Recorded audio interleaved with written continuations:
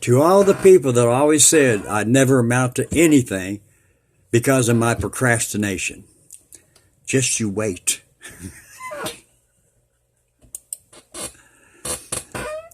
Oh, I put an old fridge outside with a sign saying free. 3 days and nobody touched it. So I changed the sign to $50. It was stolen that night.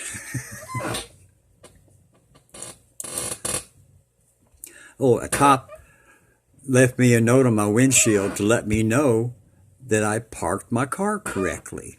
That's nice of him. He said, parking fine. Later.